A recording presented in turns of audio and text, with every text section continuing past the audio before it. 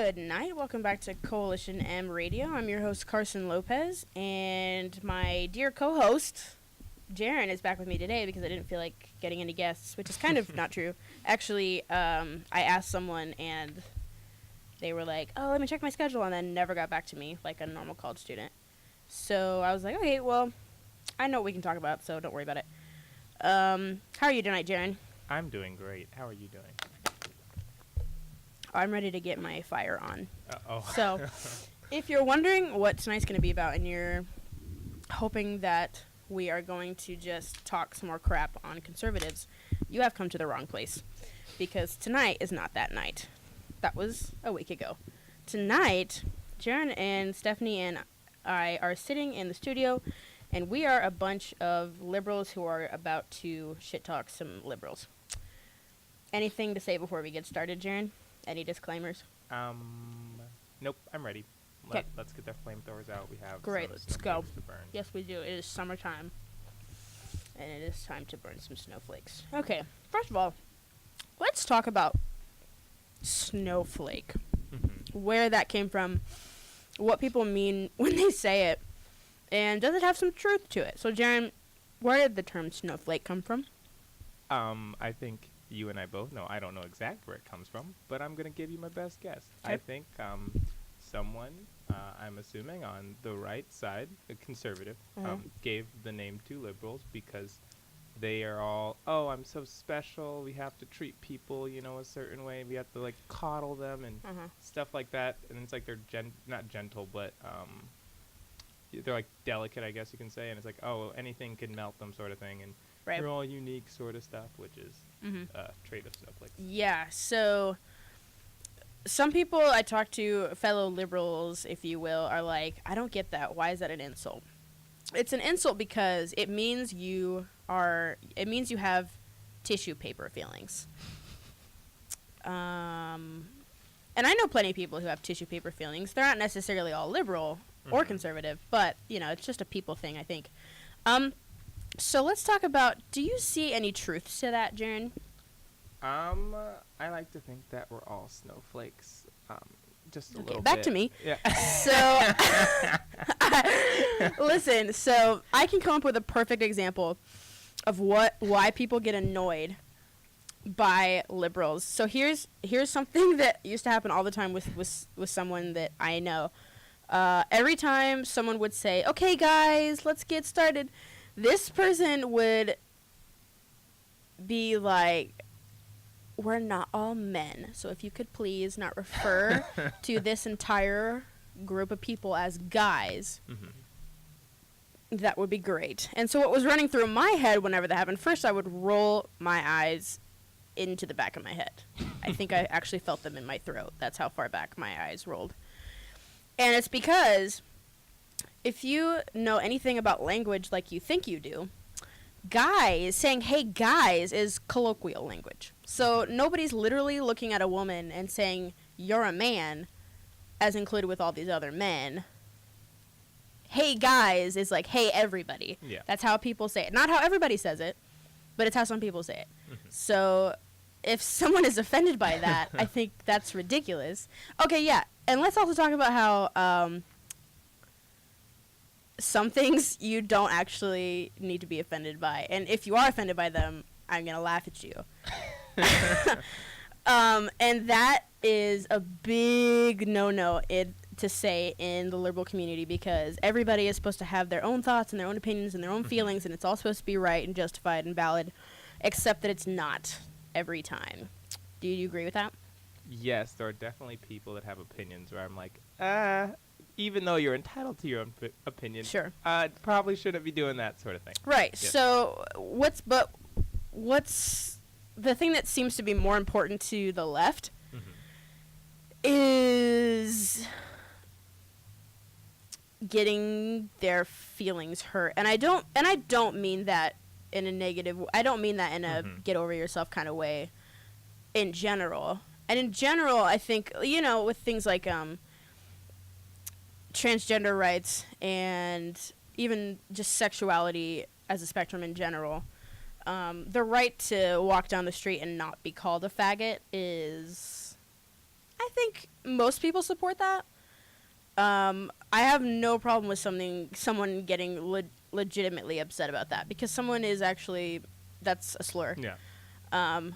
However, when somebody says, I'm not, so this has become kind of a contentious issue. Let me know if you are aware of this. So I don't know if it's a thing anymore, but there used to be this big issue where people who were straight or gay would say that they don't think they would be comfortable dating someone who's trans because of what is in their pants. Are you familiar with this? Yes. Okay. So, for example, and I feel the same way. I don't think it would really depend on where they are in their trans journey, like if they're planning on transitioning or not. And here's why. Because if they do, I'm just going to say it, if they literally have a penis, I'm not going to want to have sex with them. And I know that because I know myself, and I know my own experiences, and I know my own likes and dislikes, so I can say that. And that doesn't mean I think that that doesn't mean I think trans people are gross, and it doesn't mean I think penises are evil.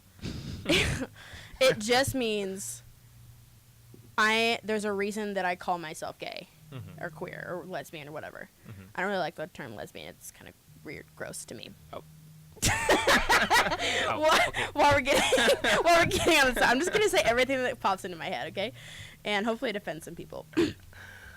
So anyway, how do you feel about people saying, because for a while people who were trans were like, that's transphobic, you have a what do they call it?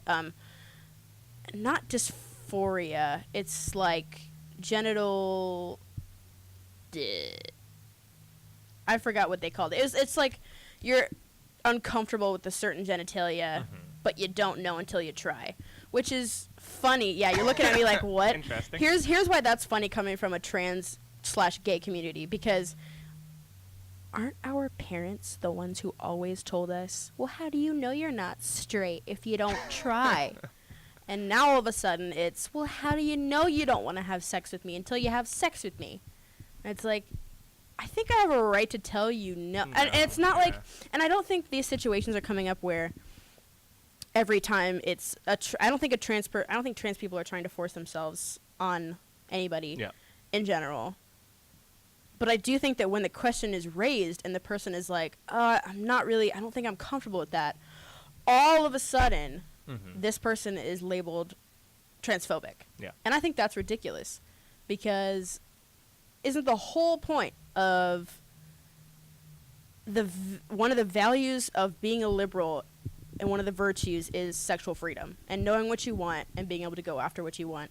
And now all of a sudden we are like cutting people down for not being sexually adventurous. And I think that's ridiculous. What do you think about that? Yeah, I do think it can kind of fall like in the category of like, oh, well, you don't like to date black people, or you're not interested in black people, so you're a racist, sort of like that. Sort of like if you don't, like if you haven't like dated like a black person before, or someone of like another race, then it's like, oh, well, then even though you are a racist. Yeah, you're a racist, so you don't like those. What do you think about that? I mean, I guess like because you also have to think like, even though we are all people, like races look different. They have like certain features than other. Like it's more, I guess there's difference. Like there could just be a feature about a person that one race may like it looks the way you want it to look, which could play a factor. Doesn't necessarily mean you're racist. So I find, do what you got to do. As long as you're not like rude about it, I don't personally have a problem with it. But I know that's not always an opinion that everyone has. I personally am like, okay, well, if that's not what you're into, good, sort of thing. But yeah, it's kind of like, I don't think anybody ever raises a problem about it if it's an interracial couple, or if it's someone who's white who only kind of is interested in black people or Hispanic people or Asian people. Nobody has a problem. Yep. It's only when it's your own race that people are like, what is wrong with you? You should do this. And it's just, when it's coming from liberals, I'm more offended because it's like you are supposed to be standing up for people's right to choose who they love and who they want to have sex with and who they want to be with. Mm-hmm. And instead, you are essentially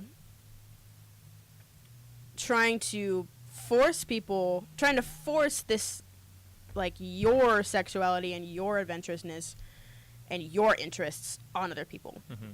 I mean, unless people are being like, I don't want to date black people because black people are gross. Yes, that's different. That's a problem. Yes. That's different.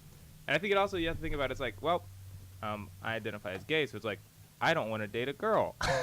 Does that make me sexist? Exactly. I don't believe so. But right.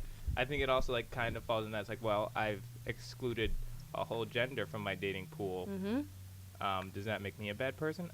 I think we all Does it would make you agree sexist? No. Yeah, it doesn't make me sexist. I hope not, at least. I don't feel any sexist. But I think that is definitely like something to look at. It's like, well, I am gay, so I don't date women, but that's not because I hate women. It's because I don't want it. Right. Yeah. Mm-hmm. So I think we also have to look at that, and with the whole transgender thing, like that's also where it's like you can't, like you mentioned, you can't force someone to be interested in something that they're not. And when you do start like forcing people to do things, it's kind of like, well, like, are we any better than the people that say, well, why aren't you like try being straight? Mm-hmm. And it's like, well, I'm not bi or anything. I'm just gay. So. Yeah, and I think it is fair to say that some people end up. I mean, I know people who identify as gay, like strictly like to date one gender, and Mm-hmm. they have dated trans people, and they said, I didn't think I would like it, and then I did, and it's like, well, good for you, but here, replace trans with something else. So say Mm-hmm. BDSM. If I tell you I don't like BDSM, and you're telling me just try it, I didn't think I'd like it, and now I like it.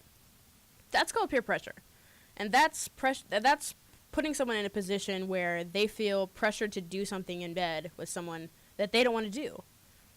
So what's the difference? Yeah. Like, it's just mind. I can't believe I'm saying this, but liberals sometimes need to mind their own freaking business when it comes to things like that, because it's really not up to you. And if you want to be offended by that, and if you want to make this blanket statement that anybody who doesn't want to sleep with someone who's trans is transphobic, I would say, like, ask them why. Because if it's because they're trans and trans people are terrible, sinful, whatever, okay, that's different. But if they're really if they're really coming from a place of, because I don't think I'm comfortable with a penis inside me at all, Mm-hmm.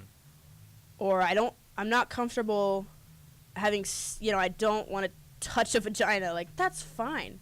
Then don't. I don't think that means, some people, like, they make their own arrangements in a relationship, and that's their business. Yeah. But if somebody really tells you, if I'm trans and I want to be with somebody, and they just don't want to have sex with me, like, what am I supposed to do about that?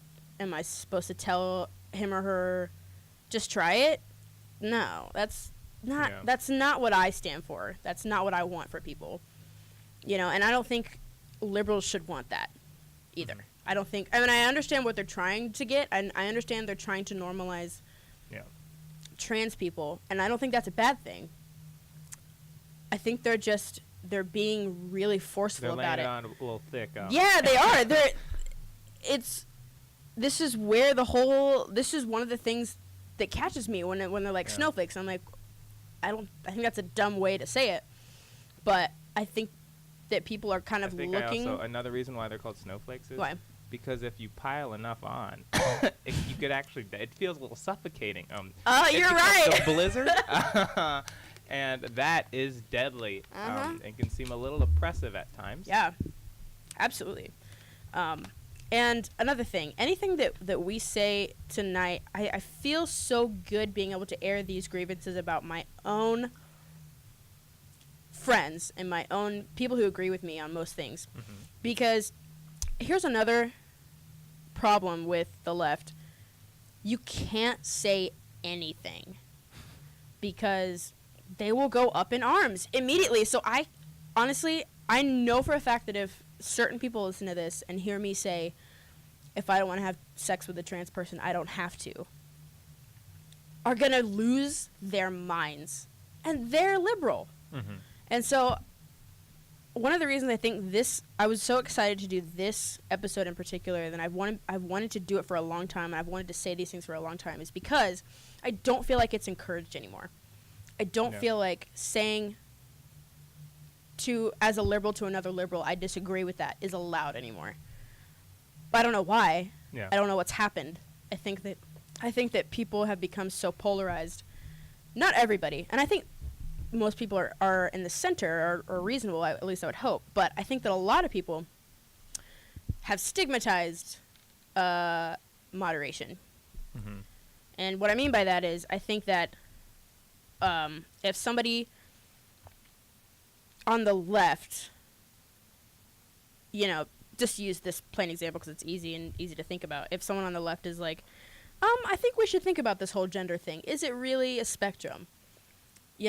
If someone even wants to talk about that, it is immediately shut down. I mean, we did were you on that panel for Latinx No, I was a while not. ago? Okay, Stephanie was. And she put up a peace sign. Hey, Stephanie. Good to hear from you. That's probably all we'll get from her for the whole night. In this panel, Stephanie was raising some issues about Latinx. Do you know what that is? Yes. Okay. For people who don't know, Latinx is a term that was coined that is trying to be all-inclusive for Hispanic people who are not in the binary gender, so people who don't just strictly identify as male or female. And this was essentially trying to change the language, which both Stephanie and I thought was ridiculous. Mm-hmm. And when she raised these issues, by the way, everybody in the room was liberal. Yes. And when she raised this issue, someone else was like, why are you trying to shut down all of these people? And I was just like, man, sometimes liberal people really cannot stand opposition. Yeah. Even from people who generally agree with them.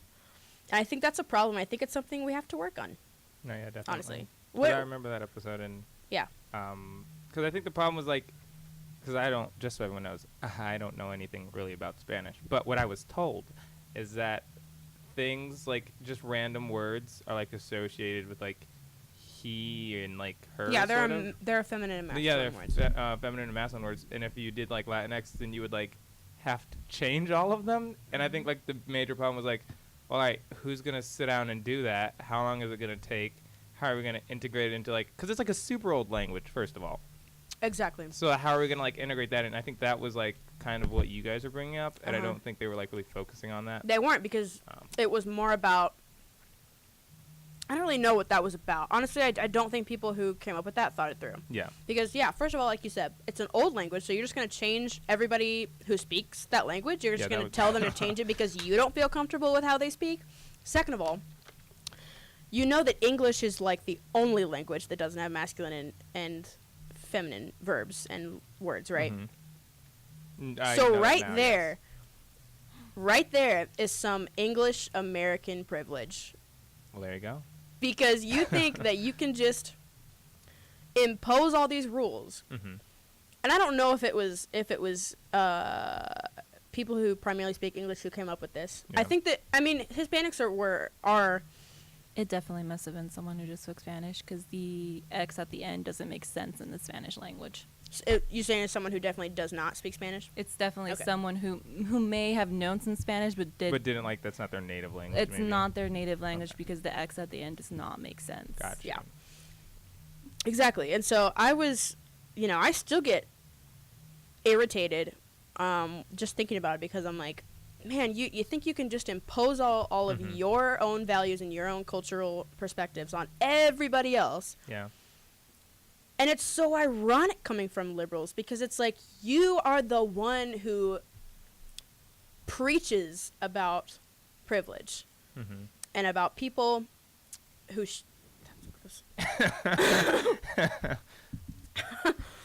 and about people who should not have the right to tell other people how to live and how to be and who to be. And then you turn around and you're like, change your language because it makes me uncomfortable. Mm-hmm. Okay, fourth of all, when people say, the sun in Spanish, el sol, they don't mean that the sun has a penis. It's just a way to categorize words and verbs and, you know, pronouns and nouns. What is the word I'm thinking of? So they don't even seem to have a real understanding of the language. I know I don't, and I'm very confused. It's yeah, not it confuses when people me, say but masculine and feminine, it's not literally masculine and literally feminine. Okay, there's nothing it's feminine than, like, about a the lamp. English, yeah, the It's English just version of it's masculine and just feminine. right. Yeah. It's just how to categorize a word. And I don't think people thought about that. Yeah. And that troubles me because it's like, so you, and I know some people, I don't think everybody was serious about it because there wasn't a whole lot of planning and there wasn't a whole lot of thought. So I think it was really one of those things that people just brought up just to sound edgy and new and innovative. And it's like, you sound ridiculous. What are you doing? Look, all I'm saying, as a non-Spanish speaker, if they can figure out a way to do it, they can answer all the important questions. And there's like a vote taken by, I don't know, like Spain, I guess. I don't know majority of people that speak Spanish. If everybody who speaks Spanish, and I mean everybody. Vote, yeah. Look, I guess they can do it. I don't know too much, but I do think there are a lot more questions that we need to talk about before we decide if we should do. Like, can't we have a system already like rough draft up? So it's like, oh, this is what it would be. This is how we would do all that. Then I think it's more of something you can talk about. Right. But at the moment, it's kind of just like, well, you're working with what ifs, which aren't really practical. Exactly. So. And when you try to bring up these questions, there are no answers. Yeah. These questions are ignored and pushed aside. And that is really disappointing and infuriating to me because we are the ones who are supposed to be progressive. We're the ones who champion that name. But somehow conservatives are better at having these conversations than we are. Yeah. I think that's a problem. But Jaron, what do you sometimes see that you're like, okay, that's a bit much from the left, from people who generally lean toward I know that liberal. they've just sometimes it's very like, okay, can I say this at this moment? Will I? Because I know, just like kind of you said, like the you guys thing can kind of like it can get kind of oppressive at times. Where it's like, all right, I can't say anything without you being, well, actually, just so you know, like don't assume my gender sort of thing. And the Right. problem that I kind of see with that is like there are actual people who need to say that, and then you're gonna say, please don't assume my gender, as like a person who obviously like.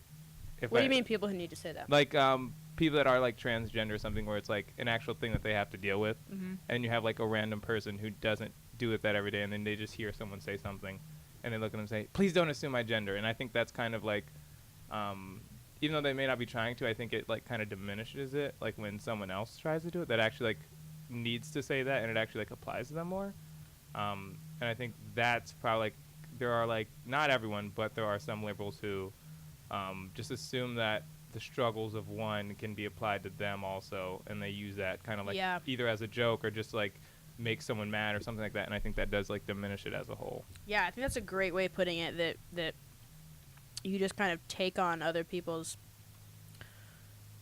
what did you say? You put like, it really like well. the problems of like one group of person is like, oh well, I like my support problem them, too. so it's like, yeah, and I can like use Right, that yeah, sort of and I thing. think the intention behind that is nice. It's like, yeah. you know, I don't want to live in a world where you are not included, and that's fine.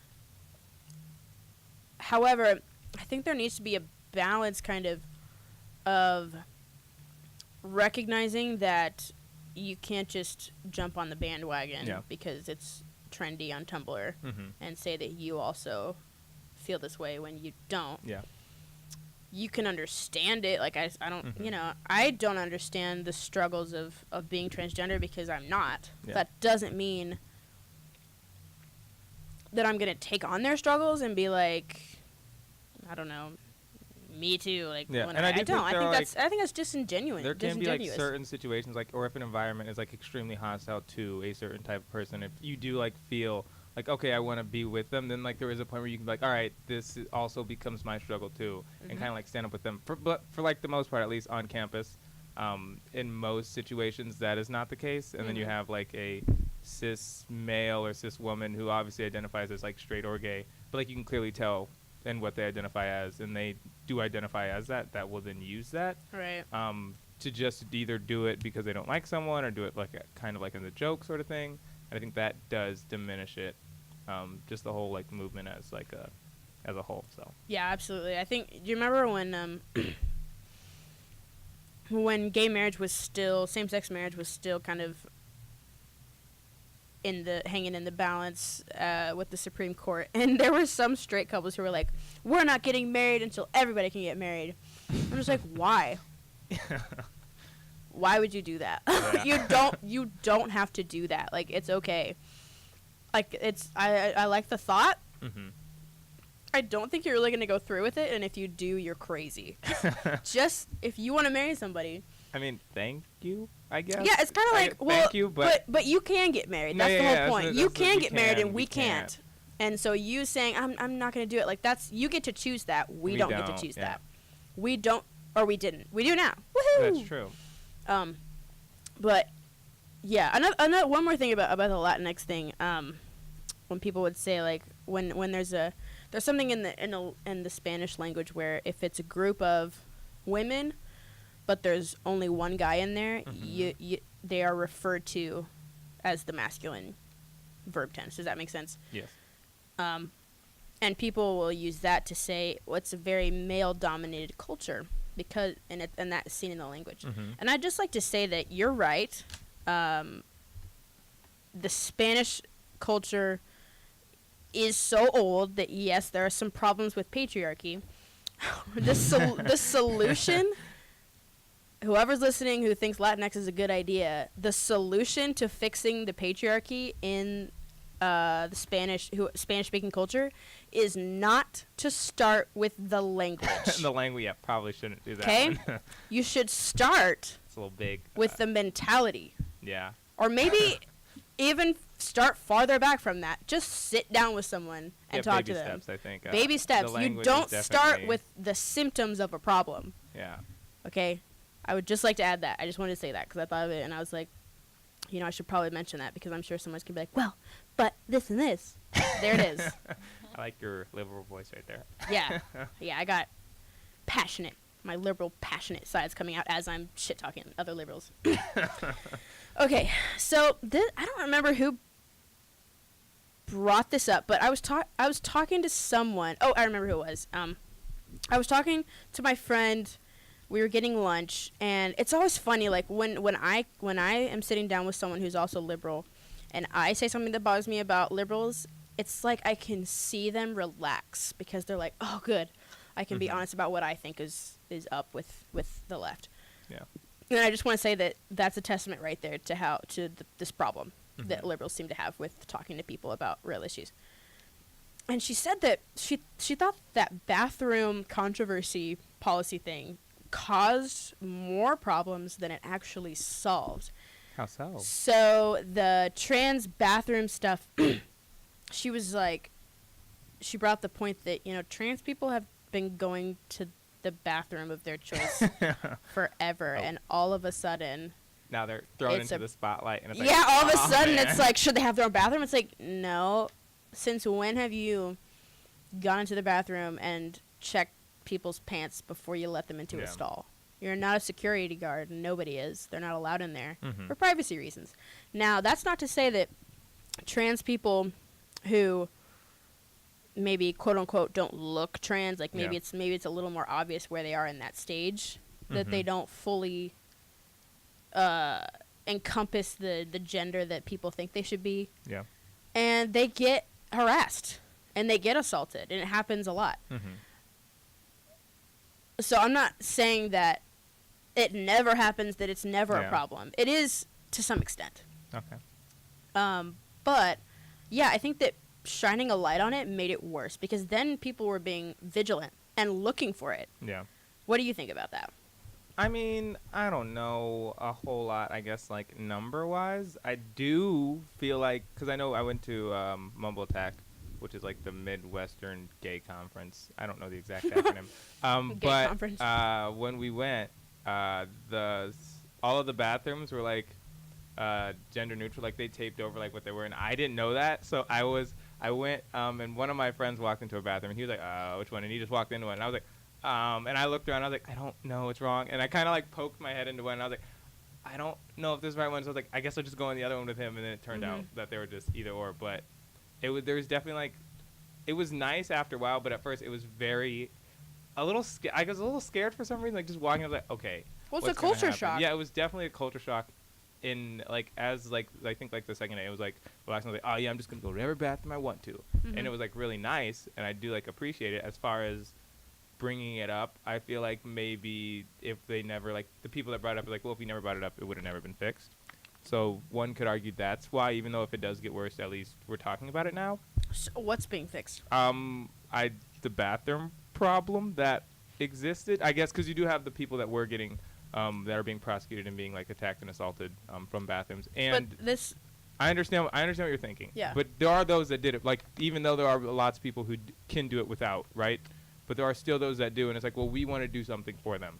So even if that may hurt us in the beginning, and we can eventually get to a point where we can all use a bathroom wherever, then maybe that was like their thought process of like, okay, sure.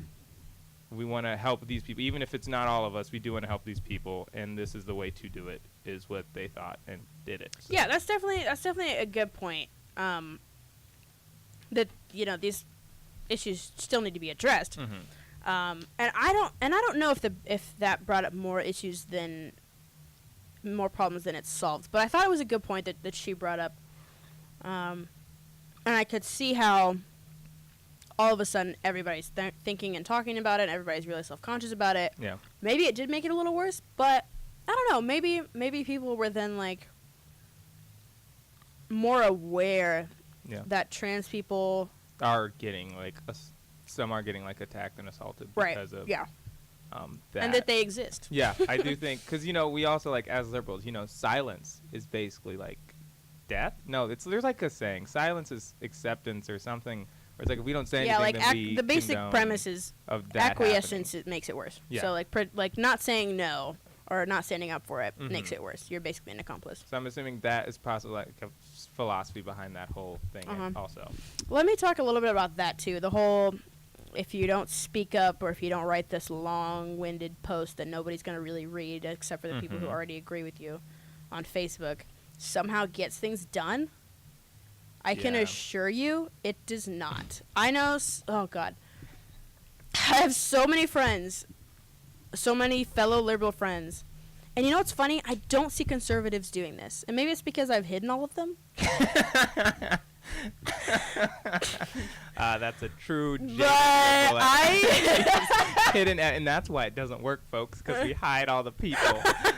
No, it's just like because I'm not about to get in a fight with you over Facebook. Yeah, so if you're gonna post something I don't want to see, and if you do it often enough, I mean, I've hidden my grandpa. I don't care. Like, I love you, and I'll talk about you. I'll talk to you about these issues. I'm not gonna look at your stupid Trump meme. I don't care.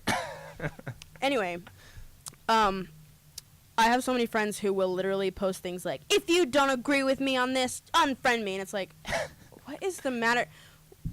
Do you think that makes you heroic? Do you think that makes you someone that we all want to be? It doesn't. Because I'll tell you right now, you isolating yourself and being someone who literally says, if you don't agree with me on this, we can't be friends. Escalate the situation. That's called being intolerant. Which also is a championed title of the left. Tolerant. Okay? So it makes no sense to me when I see liberals pushing people away and refusing to talk about it to anybody who even might have a little nuance in ideas or observations about the world around them. Just unfriend me. Don't even talk to me. What is the matter with you? I made a friend actually over the summer because a mutual friend of ours had posted something about people about I think one of them was talking about like it was some Tumblr thing, as it always is, like that men's rights activism wasn't a thing until feminism was, and that all lives matter and blue lives matter wasn't a thing until Black Lives Matter. Basically, just saying that every conservative ideas. Counter, not original sort of. Yeah, like every conservative first. counter what Argument? I want to call it. No, it's movement. Like Movement, every there you go. conservative counter movement is a parody, basically, and it's Mhm. not real. It's just they just came up with it to argue, Yeah. which I don't think is fair necessarily. Sometimes maybe, but and so one of his conservative friends had commented on that and had been like, because he's a men's rights activist, and I actually had him on my show earlier in the semester, and he was arguing with that, and so I commented on his. And then I was like, I don't really want to have this conversation on someone else's Facebook post. So let's just message. We ended up After 20 messaging for messages. way too long after that. But I made a friend. Like he and I are friends now, and Yeah. like we don't agree on we agree on a lot of things, a lot more things than I thought we would. Even Mhm. though he considers himself a men's rights activist and I consider myself a feminist, we actually have a lot in common. Yeah. But the fact that this other person, or whoever, not necessarily the person who posted it, but the fact that anybody else in that situation would have literally just argued with him and would have been just basically writing for the like bait for, it seems like Yeah. it's more about getting likes nowadays than it actually is solving problems. The fact that that's coming from people on my side bothers me Mhm. because I don't want to be a part of something like that. Yeah. That's why I call myself liberal, because I share values of tolerance and Mhm. of progressiveness. Is that a word? I'm pretty sure it is. And of genuine, honest conversation and discord and discourse and debate and ideas being shared. And it seems like that's becoming so stigmatized now, especially by the left. And so sometimes I don't even feel comfortable calling myself a liberal. I mean, I do mostly, but sometimes I'm like, God, please do not lump me in with these people because we just have nothing I just have nothing Yeah. in common with them. I don't. Maybe we both think it's okay to be gay. Seems like that's about it nowadays. Because if anybody even dares to say, it's like, nope. It's like, all right, calm down. Honestly, like, I hate the word snowflake. I don't think it's a very clever No. insult, but I think there's some truth become to an it. insult where I just call anyone that I think Just is a sno- snowflake a snowflake. Yeah. They don't even have to be liberal or yeah, whatever. just They're a like, snowflake, "You're just being a tissue. snowflake right I like now," tissue and paper feelings. I think that's I've disassociated with liberalism and just yeah. not being able to handle anyone saying anything different from Right. you or Yeah. So, this also comes up with things like, there are always these memes that go around. Of course, this is all coming from Facebook because everything I see that pisses me off is coming from liberals on Facebook. I'm gonna end up hiding everybody, and then I'm gonna end up being like, you're just just unfriend me. stuck, All yeah. of you, just unfriend me. Just She has no everybody. friends, everyone's Liberal, hidden. conservative, I don't care. Unfriend me. Like I'm speaking done. to no one. Hey guys, yeah. So I just got a new job and and no comments, no likes. It doesn't get any. Someone's Yeah, birthday is basically. today. It's always Carson all the time. Yeah. Yeah, it's gonna be great. So, yeah. Anyway, so there are these memes and these Tumblr rants that come up, and it's like, if you don't think that this and this, then you are transphobic and you need to acknowledge it. Or okay, not even that. Just if someone calls you racist, sexist, or transphobic, you need to own it and acknowledge it. Oh, that's terrifying. Literally, yeah. That was just Oh, a no. tweet. That was it. Because They didn't specify. Like, as a black male, there are definitely some, like, I've had friends that are African American and they'll say that person doesn't like me because I'm black, and I'll look at them and be like, well, actually, they don't like you for these reasons. Like, They don't like you did because of who this. you are as a Yeah, person. I feel like it's more of you as a person. So there are definitely people who do jump to that, I guess, Absolutely. probably too quickly. Absolutely. Not that it can't be the reason, but they definitely, like, that's their first thing to go to, which I agree, or I believe shouldn't be. But so, like, just saying that, like, if someone says you're this, then you definitely should accept Acknowledge that. it, Yeah. open it, like own it, and apologize and That's- realize and yeah, change that's a little yourself. It's much. just You can silly. definitely It's think just about it if you silly. want and really, you know, like, ask yourself, am I? But I don't think maybe accepting that as truth is productive in any Yeah. way, shape, or form. But right. Well, here's a better way to have those conversations. so if someone says something that you think is sexist, Mm-hmm. how about, what do you mean by that? Mm-hmm. Why do you think that? Or if you really feel inclined to call that racist, be like, I think that's racist, and here's why. Yeah. Not, I mean, it's like people on the left have this new self-righteousness where it's like, we get to decide what's racist and transphobic and sexist. Yeah.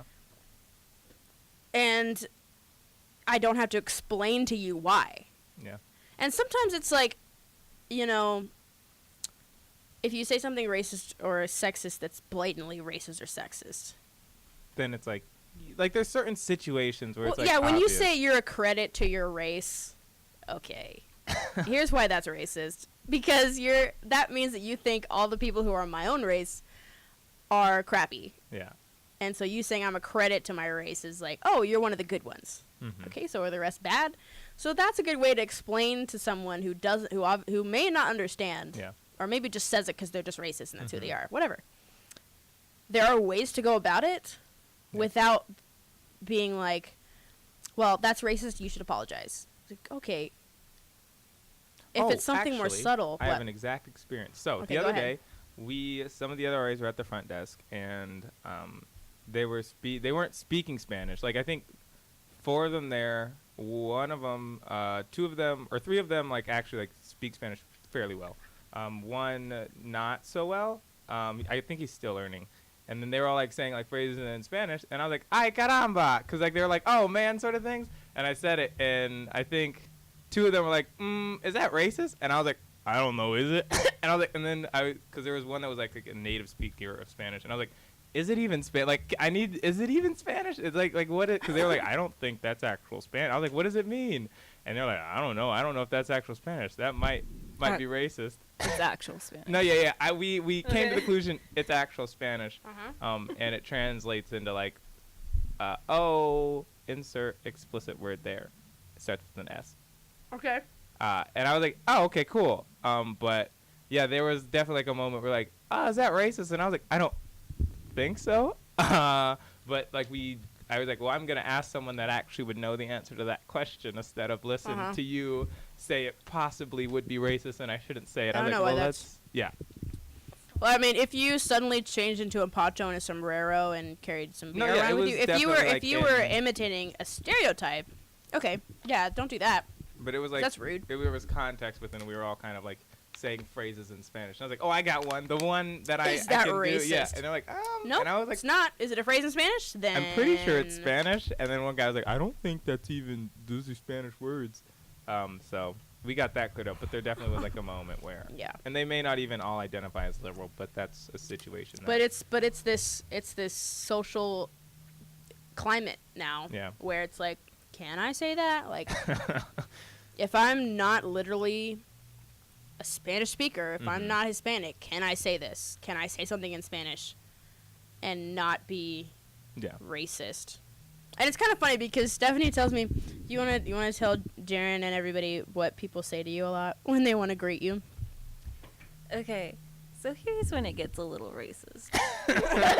When people just assume that that's like the only way you know how to say hello or greet. Because I had the problem last year where I was constantly, like every day, had to have at least 5 or 6 different people come up to me and say hola. Oh, no. And I'm just like, okay, I can speak English. Like, Did you say that to those people? I told her to start saying back, howdy.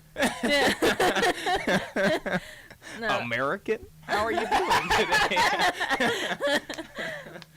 Yeah, but I don't necessarily know if they're coming from the place of, oh, she looks Hispanic, so she probably only speaks Spanish. Maybe they're coming from a place of like, I just want to be inclusive and I just want to tell you hello No, yeah, in your own native definitely. language.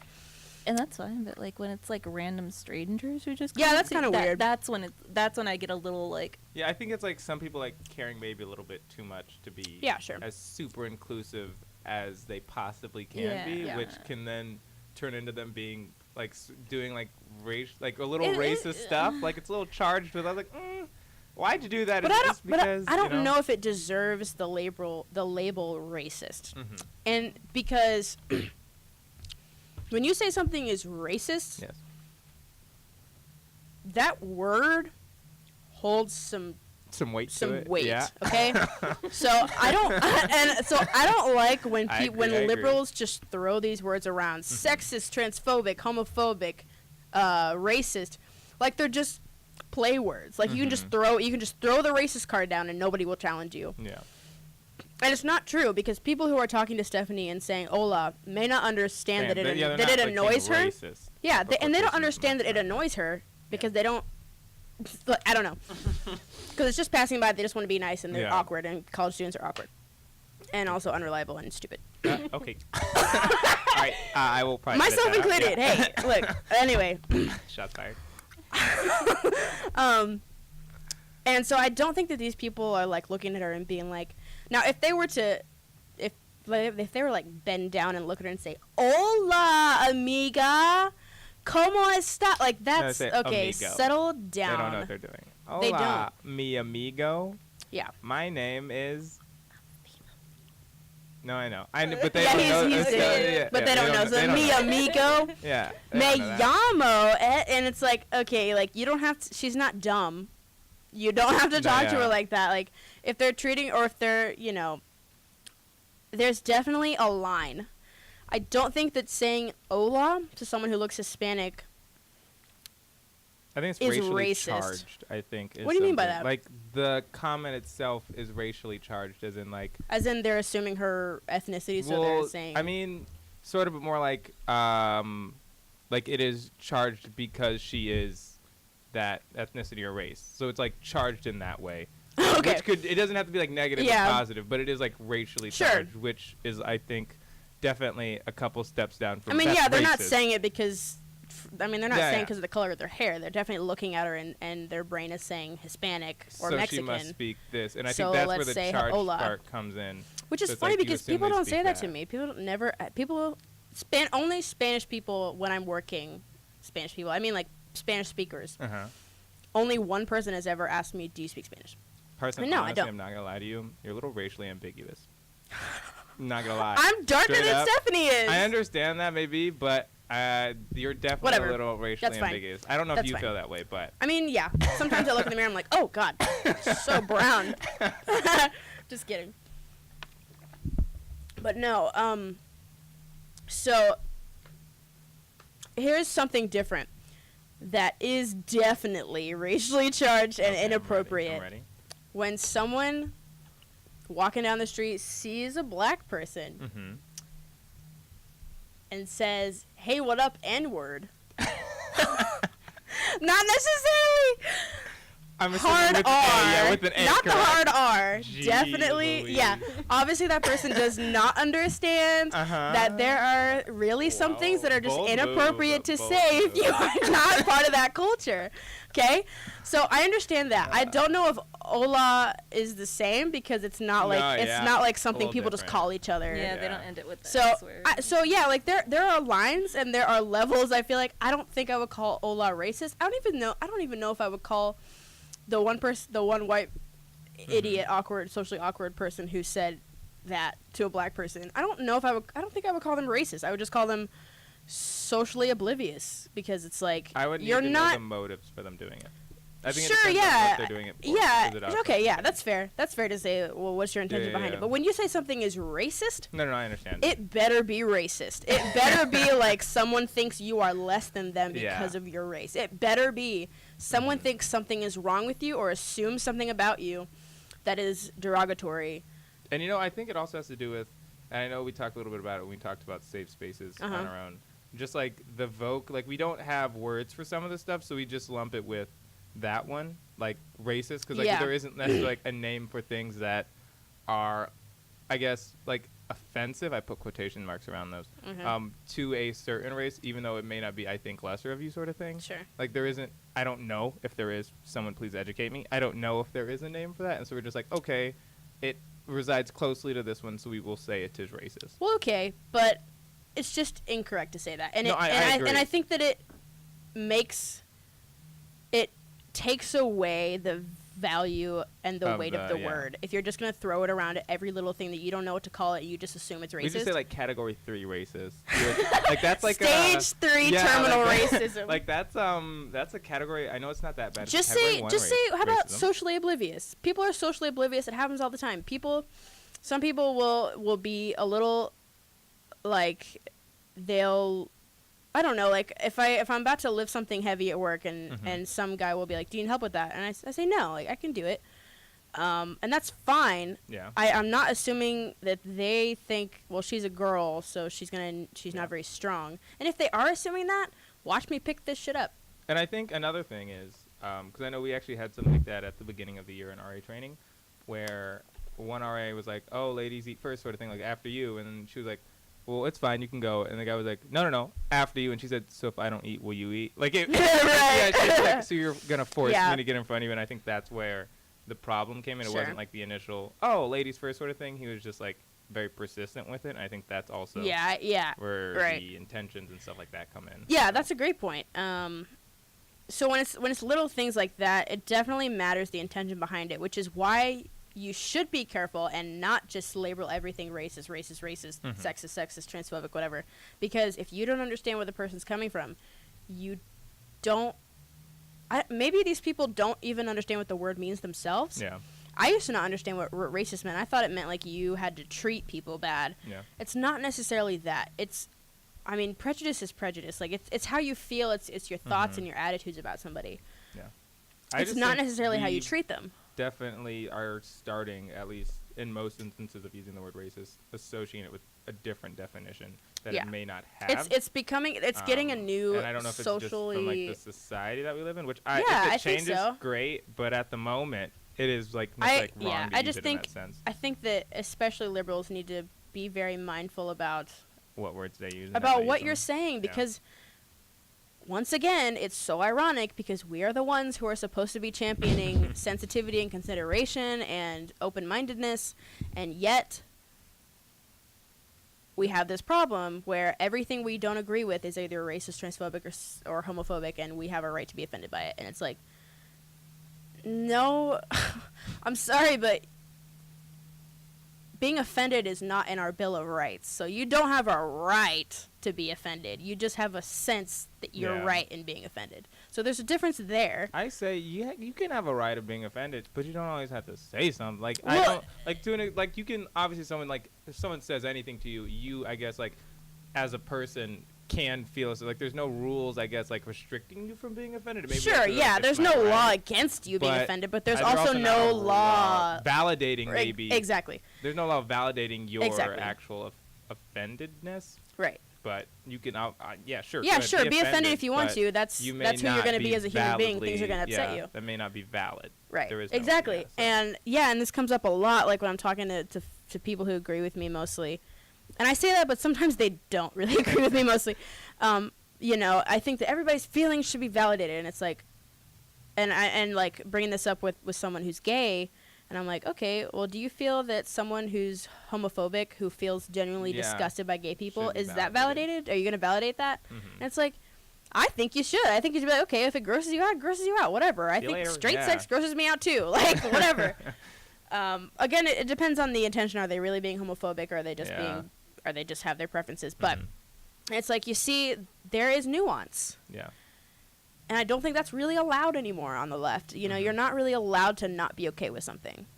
Yeah. And if one person isn't okay with some problem, if you want to hold your tongue and think about it for a while, you are automatically complacent. And I think that's not at all fair Yeah. or right. So let's talk about safe spaces a little bit. You brought My that up. favorite. Yeah, right. My favorite flavor of space. All right. Safe. So this kind of came up when we were talking to Daniel Ray, the apple pie apologist, Mhm. about what a safe space is. And you and I have had these conversations too. Yes. Here's the problem with safe spaces, with at least what they've become, Mhm. right? Mhm. So, and this is why I don't really go to clubs anymore, because I don't really trust the environment Yeah. of clubs anymore. It feels more like cults sometimes. And here's why. Because I don't know what people mean before they show you what they mean. But when they say safe space, generally it means you're going to go sit down and listen to one idea. Yeah. And you're not allowed to challenge that because this is a safe space. Yes. I don't think that's safe at all. Here's what I mean. So, for example, if I go,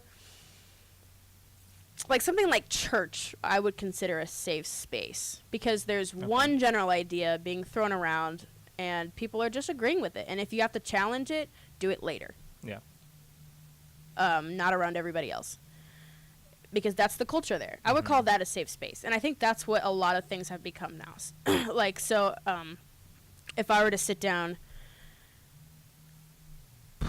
I have not been to a GSA meeting in forever, so I don't know anything about GSA. Yes. But like if I were to go there and sit down and the only perspective that's being heard is that of a, I don't know, liberal homosexual 20-year-old, and they just get to talk the whole time, and they say something like, this is homophobic because, or if they just say this is homophobic, and what if I don't think that's really homophobic? What if I think, well, I don't necessarily think that's true. I don't think I would be welcome to say that if that's the way the GSA were to run. I don't think it is. Like I said, I haven't been to a meeting in forever. I think that people will categorize that as a safe space nowadays. And I don't like that because it's like, no, I think a safe space, I think safe should mean you feel okay sitting down and saying what you feel and what you want to say and what your ideas are.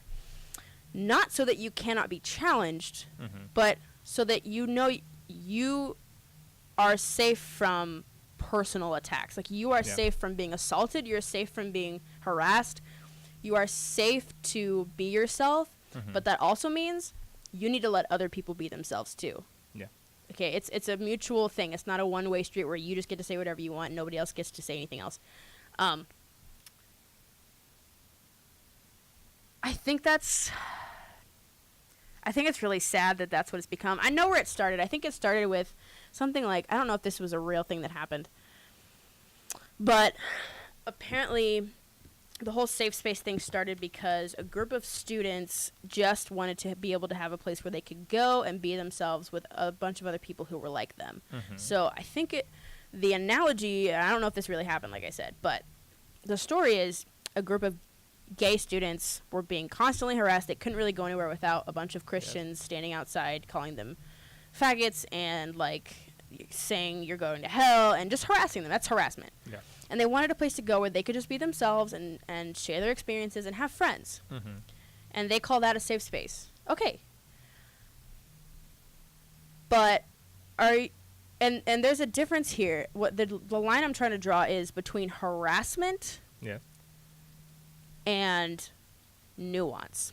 So the people who were standing outside or shouting things at a group of gay students because they didn't agree with their lifestyle, and I know they like to say that, their lifestyle, whatever.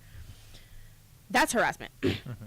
That you can do something about. That you can say, you can go to somebody, preferably the police, and be like, these people are disturbing the peace, honestly. Now, what if you have this meeting and nobody's standing outside shouting slurs at you or, threatening you or whatever? Yeah.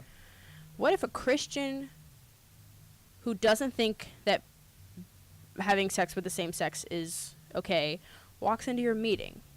Are you going to let them sit there? And if not, you are not a safe space anymore. I don't think you should be able to call yourself that. If you let that person sit down, are you going to let them speak? If you don't, you're not a safe space. I don't think you should be allowed to call yourself that.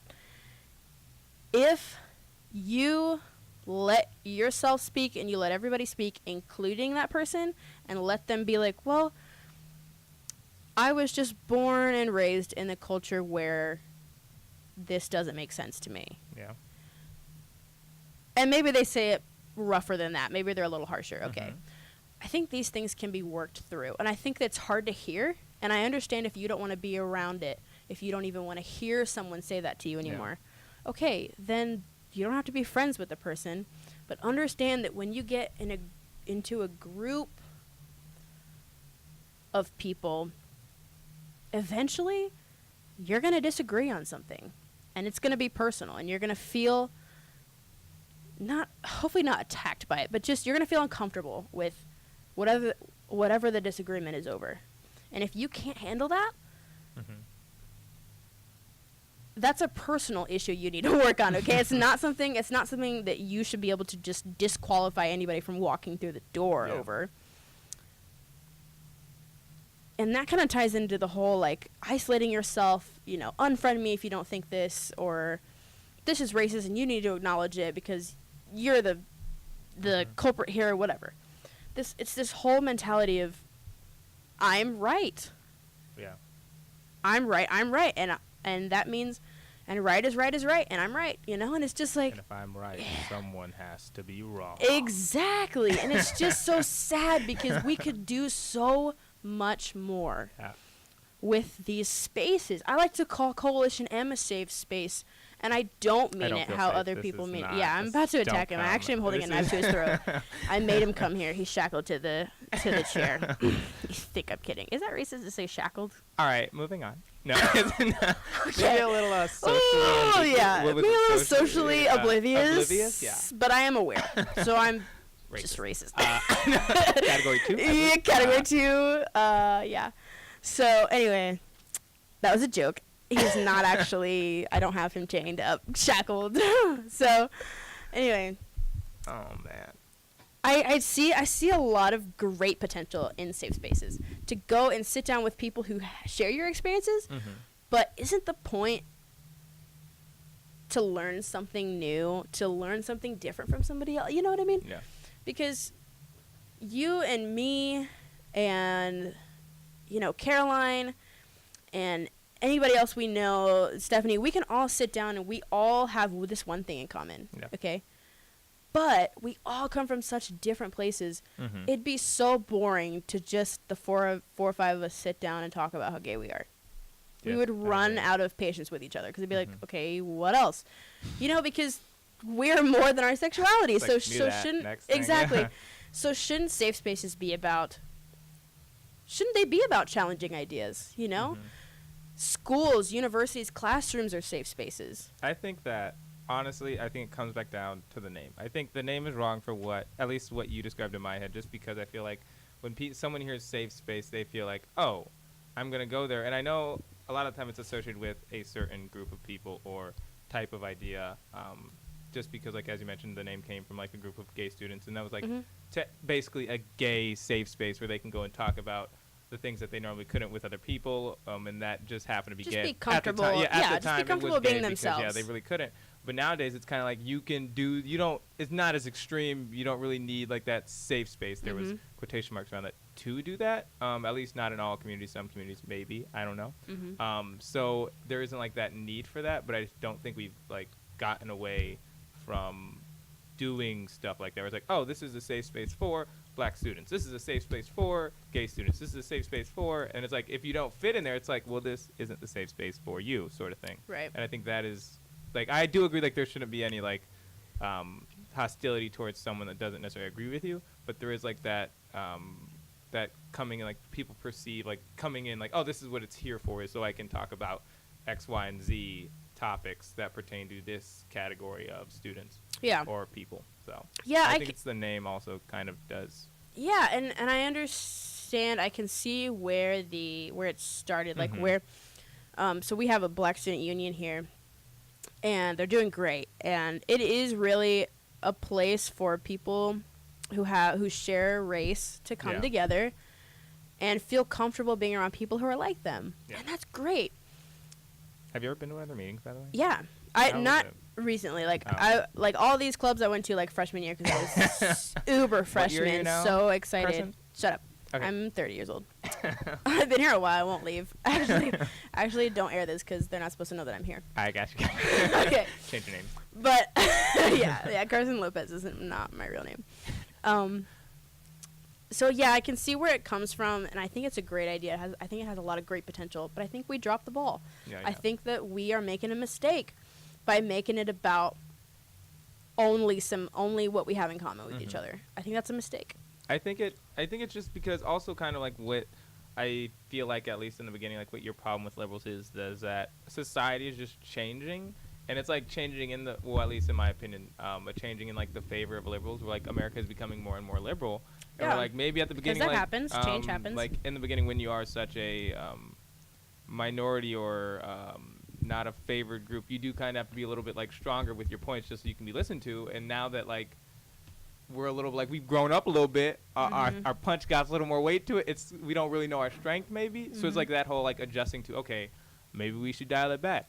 Maybe we don't need to yell at people for them to hear us anymore. I mean, there are about like millions of us now. It didn't always used to be like that, and I think that's also kind of like where the oppressiveness might come into, is because like before, maybe that's how oppressive they had to be to get anything like even noticed by some certain people. Sure. But now that it's so big and like a little bit more mainstream, Right. now it's just oppressive. Right. It's just straight up oppressive, unnecessary. yeah. And I think that also has to go into like with safe spaces, because like it is a little bit more like, or at least probably a lot more socially acceptable to talk about these topics or these types of cultures or whatever with different people than it was back then. So they don't need to be, I guess, like safe space. Like Stonewall intense. I think the name should change to something else. Sure. Just because it may not be necessary for that. And if that's not what you want, if you don't want to sit down and be challenged on anything ever, then call yourself a cult, because that's what you are. You're a liberal cult. Yeah. And people aren't going to like that. But it's the truth. No, yeah. Let's talk a little bit about probably one of the hardest things to talk about. Let's talk about sexual assault and harassment versus All right, I'm ready. like just being a creep. Okay. Okay. Because I do think there's a difference. So let's say that a woman is in a bar or at the bar at a club, Yes. and a man approaches her and like insists on buying her a drink, is flirting with her and all this stuff, and like she just doesn't want the attention, like it's making her uncomfortable. And maybe he dances with her, maybe she feels kind of pressure to dance with him, Yes. whatever. And they don't go home together. But it was an uncomfortable, awkward experience for her, at least. Does she... I should probably add a little bit more detail. Do you want to... I should probably add a little more detail, Okay, but I can't please. think of like a specific Just instance. tell me your question, then I will ask you Well, the question is like, is that sexual harassment? Is it Okay. assault? Like, no. So let me- let me add this. Okay. And he kisses her. She doesn't want the kiss, but that's all that happens. But he kisses her at the end of the night, whatever. Okay. So they don't go home. Yeah. They don't go home together or anything like that. And these, just so you know, these scenarios are gonna get more and more intense. Okay, Okay. got you. My favorite. Okay. Is that sexual assault? Okay, so I'm gonna need to know a couple things. Okay. Did she make it? Like, was the man aware that she was not interested in doing any of the things that happened? Is my question. Hang on.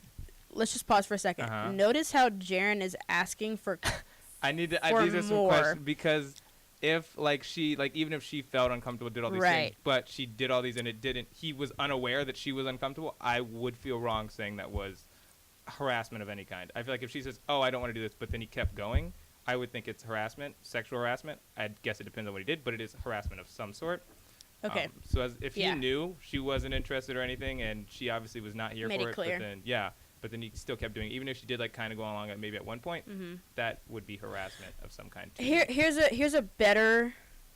I just wanted to emphasize that Jaren was asking for like context clues. I know that people hate that when you say, "Well, what's the context?" But like this is legit. Yeah. What is the context? Because you need to know more. You cannot just assume. No, yeah. And this is my whole point that I'm getting to too early. But my point will basically be, if you jump to conclusions, you are absolutely going to make a monster out of somebody who genuinely made a mistake and didn't understand what was going on. Anyway, here's something that actually did happen. A comedian had some tough relationships in the past, so where he just kind of verbally abusive, like both of them, okay?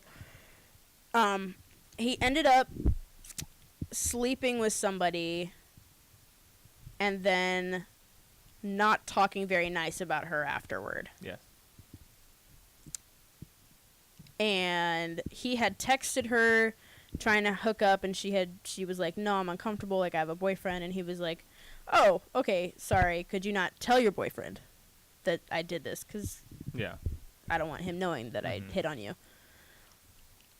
Later on, someone, Jezebel, the Who's Jezebel? no, the Oh, Jezebel, gotcha. the website. Website, gotcha. I was gonna say what? Jezebel Who's her? wrote, I bet I could find it. Jezebel, Wrote like an article on it. yeah, wrote an article on it. Let me hit some highlights for you, Okay. Okay. because this is where it gets real. Okay, What was the comedian's name, by the way? Jamie Kilstein. Okay. Don't know who that is, Okay. but it's okay. I don't know who he was either, but he was on Dogma Debate a while ago. Okay. Let's see here. This is just kind of, I'm just going through, like, they're telling people who he is. Here's where it starts. Basically, the story starts. For years, Kilstein was a prime example of how a good progressive man should act. I don't really know what that means, but I might have but to read multiple women have recently come forward. I think it's like because he would admit on stage, kind of like Louis C.K. did, about Gotcha. how women really have some issues with Mhm. and how men give them a lot of shit in their Yeah. lives. But multiple women have recently come forward with stories of being singled out by the popular comedian they had long admired, who they say he exploited his status and feminist principles to make sexual advances toward them. The allegations in subsequent response has launched a conversation about allyship and men who call themselves feminists, blah, blah, blah. Women in media and news found... So one of these women who tweeted about him, her name was Posner, Jennifer Posner, tweeted about Kilstein's behavior and how it was inexcusable, but she never says what he did. So this is his wife, Mm-hmm. I think, posting about how I heard what Jamie did. I'm so sorry. I am disgusted by what he did. Yeah. Like, I no longer associate with him. But she didn't say what he did in the tweet. Okay. So, Jezebel talked to 3 women. I'm reading now from the article. Jezebel talked to 3 women with stories outlining how Kilstein allegedly used his feminism and popularity to make sexual advances on them. One woman who requested anonymity, first met the comedian as a fan and was later joined the Citizen Radio's podcast, that's his podcast, as its only staff member at the time. 1 year into the job, she says he decided that he wanted me to travel to a show with him, and I'd never done that before. And on the train ride, Kilstein commented on how an onlooker might think that they were flirting. Later that day, he suggested watching TV together, and I guess they had sex that night, or it became sexual. And then, I think they had, so I heard from Kilstein himself that he said he was in an open marriage at the time, but this article says he was in a committed marriage at the time, so who knows? Okay. I would assume he knows his marriage better than Jezebel does, but who knows? The woman said that she tried to break things off multiple times, but was never able to. She says, he never accepted that I was really done, so there were several times where I tried to break up with the relationship, but he's my boss. I have to talk to him every day. I have to answer his emails. So if he wanted to talk to me, I had to talk to him. So she just felt, I guess, uncomfortable with ending the relationship. Yeah. And then another woman struck an online friendship with Kilstein, and said that she had mentioned that she and her boyfriend were Citizen Radio fans. The Citizen Radio, again, is his podcast. And later, Kilstein gave her a shout-out on the podcast. But Kilstein eventually started flirting with her. And she kept mentioning her boyfriend. This is the girl that I was like, she kept mentioning her boyfriend, kept being like, okay, I have a boyfriend, like, back off. Yeah. And he apparently said, you know, okay, but if he ever hurts you, your rebound is now lined up. Okay. And then she kept asking him to tone down the flirting, and she said that Kilstein apologized, but later resumed flirting with her. And she said it made her feel creepy. It made her feel creeped out. Okay. This is more about her stories and like there's specific quotes about him. Another longtime fan, Julie, says that they formed an unlikely friendship after she messaged him. She felt safe. They met briefly on one of his shows in 2015. She saw him again at another show in 2016. She offered to show his band a good vegan restaurant, but Kilstein wanted to hang out with her alone. She says, I was flattered. And she says, essentially, he charmed me back to his hotel that night. I chose to go. And then the next quote is, I'm a survivor of sexual assault, so me being, not from him. Oh, okay. This is just another I quote. was like, whoa. She geez, says, jump. I'm a survivor of sexual assault, so me being able to touch a man again was a big deal to me. And it was really special to her. And then months later, Julie heard Kilstein refer to women he'd slept with on the tour as very unsavory things. Basically trash. Okay. Or road and then F words. I see. Okay. It says, in parentheses, Jezebel was not able to find the episode containing this quote. Interesting. And so then she later says, as someone who listens religiously, I knew that he was speaking about me. All of that trauma came crashing down. Mm-hmm. So more about her being really, and people can read this themselves if they want to. Just look up Jamie Kilstein, Kilstein, and then Jezebel. It's like the first thing that'll pop up. More about him being really terrible. And there's a quote at the end that I now can't find that's like, we were not able to make sure any of this was... Okay. Jezebel was not able to confirm whether the stories of these three women were what led Kilstein's departure from Citizen Radio. Wait a minute. That's not it. There was something in here that said like they weren't able to confirm that any of this actually happened. Gotcha. But they do say, regardless, it is clear that progressive women are disturbed by alleged predatory behavior. Do you see a problem with what's going on here? Do you see the problem? And I'm being like, this is a long article, so I really skipped around. So if anybody wants to go back and read this themselves, you can see for yourselves that it doesn't say the worst thing he does is he called someone, maybe didn't, because they couldn't even recover the quote, called someone like trash, basically just someone he kind of had a fling with and not in a very respectful way. Do you see the problem here? Yes, I do. I know, just so everyone is aware, I'm a mandated reporter, so if anyone comes to me feeling that they have been sexually assaulted, I report it no matter what, for it is not my judgment call to decide if it is or isn't, and I stand by that. I feel like there should be certain positions where, definitely you should be, at least not in my position, or like at lower positions where if someone is reporting it to you, you have to take it seriously, no matter how you feel about it. And I do think there are other positions also where you do need someone to sit down, and I guess like that would be like your judge and your jury who would like actually ask questions to make sure, go into detail like if it actually was or not. And I think it is a little hard for a couple reasons, just a little weird because no one ever wants to be a victim blamer. So you always have that like, okay, we got to believe her, and I think there definitely should be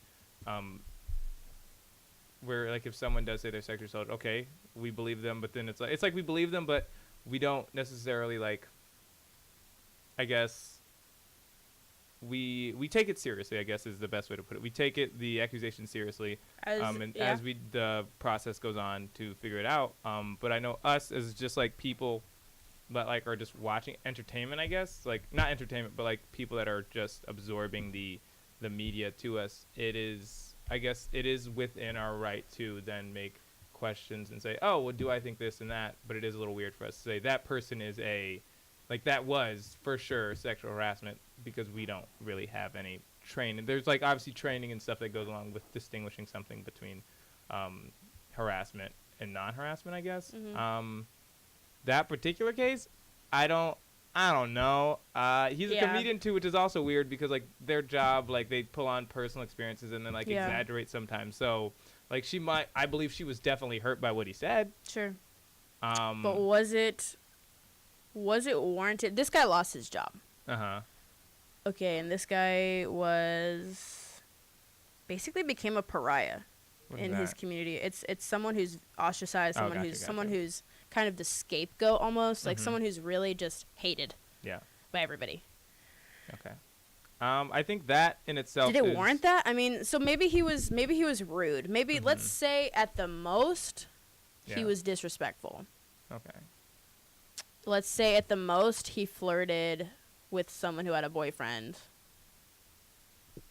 Yeah. knowing she had a boyfriend. Did she say this was sexual harassment? Just like what did she say it was? Just to be so I understand Let me fully. see. Go back to the Is quote. that like the whole like thing that you're asking me? Like she said it was sexual harassment? And Well, was- like is that what people are thinking? there, Question she mark, or- said it. She said it was like a creepy dude at the bar trying to get him to leave you alone by bringing up a boyfriend. And I thought, I shouldn't have to have another man kind of dissuade him from being creepy and respecting my boundaries. So basically, he didn't respect. She felt like he wasn't respecting her boundaries. Is that sexual harassment though? So, okay, this is where I'm going to step. I think that when it comes to people in the entertainment industry in general, because I know there was like the whole like purge of like Hollywood where like every Yeah. other day there was someone There was someone doing that coming and up this, doing yeah. some I gross, think weird that, stuff. Which is, I guess it depends on how you look at it, a good thing or bad thing, where now if you are like even accused, like people are going to start like pulling money out from stuff because like, well, your whole like business is based on what people perceive of you. So Yeah. if America starts to perceive you as someone that is creepy or misogynist, whatever have you, then there are definitely going to be people like, well, my job also depends on how people perceive me. If I hang around you, then that might fall back on me. So it may be warranted to the people that I don't necessarily think that they had to hate him, but like I guess try to like pull back from that sort of image being taken just because the business that they're in does like revolve around your image to society, I guess, or the population that you want to come see your shows. So then you also have like, well, was it warranted? One would say, yeah, sure, because I don't want to lose I don't want to also lose all my money and all my job because I don't have sponsorships now because of this and that, based on what people see you. So I don't necessarily, I guess, I don't know, just because there is that also like factor of your job is how you are perceived. And Yeah, if you're he's perceived public, badly, then right. so I think there is like a short stick for entertainment in that aspect where if someone does accuse you and if you're wrongfully accused in like that one search where you were wrongly accused or it wasn't like a full accusation or something like that, but people still perceive you as that, then you are kind of, like screwed. But if it was an accusation and it was like legally, like it actually was a thing, then like now people are starting to do stuff about it, which is good. So I don't know. Yeah, I mean, that's always the thing, though, is what's going on in the Yeah. situation, right? And when I had the men's rights activist on here with me and Megan, his name is Derek. He was on there earlier, and then one of the other shows. Hopefully, I'll be able to get him back sometime soon. One of the things we didn't really get to talk about was, I think we did talk about a little bit, but we got on this tangent about divorce. Is, do you automatically believe somebody when they tell you they've been sexually harassed, sexually assaulted, whatever? Yeah. And I would say it really depends on how you respond to them, because if you're like, but did that really happen? I Like, think no, you should that don't say definitely that. take it seriously. Yeah, take it seriously, as in. And it also depends on your position, I guess. Because, like, for me, it doesn't matter. I just, like, okay, well, we got a process we have to go through. I don't really. Right, because yeah, it's that's what like I'm your saying. job. Yeah, it's my job. But just as friends, because it's very rare that people just make it up. Yeah.